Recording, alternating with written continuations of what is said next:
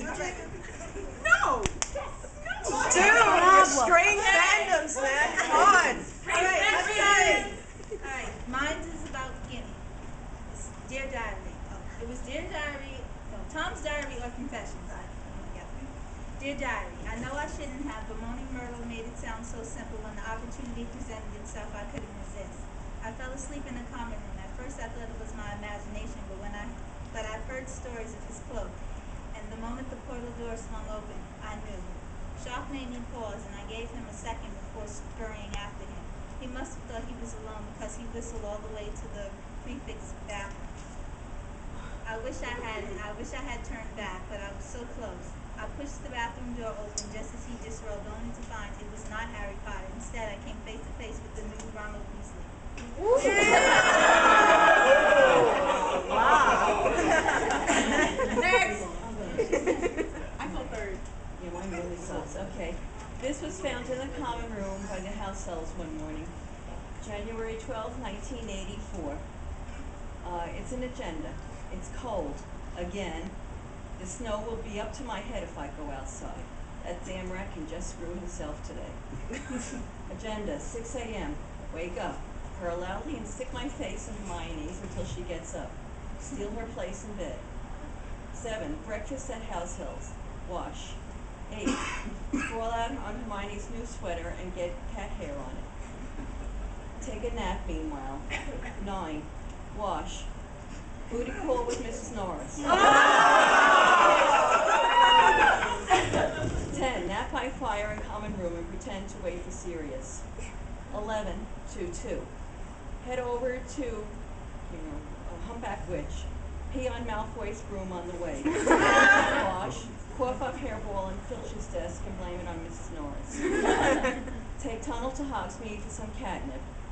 Steal fish dinner from Madame Rosmerta and bring it to the Shrieking Shack. Don't share with Sirius. Nap a bath. Then take Tunnel back to Hogwarts. 2. Trip Professor Trelawney in the hall with all her empty bottles. Floor up Snape's robes. Nap and wash. 5. Head back to Gryffindor Common Tower for dinner with Hermione. Attack Ron suddenly for no reason. Check up the leaves on Neville's plans, then take a poop in Percy's trunk. Oh. Back to Hermione's bed for a well-deserved night's sleep. And this time, I get the pillow.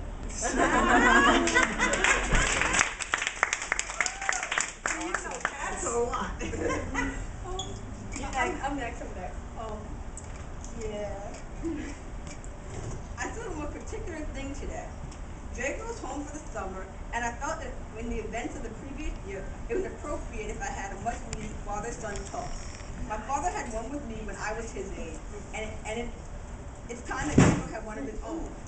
I was making an entrance bedchamber when I heard from inside my own room a loud thump and a shriek. Thinking my wife was in need of my assistance, I made a detour. Upon entering, I was most perplexed as to what I found. Not my wife in need of my help, but instead my son, toppled over in a heap of robes, tangled hair, disheveled, flushed as he'd been playing Quidditch. Now, he was a teenage boy, so being in such a state was not surprising. But what was most perplexing is why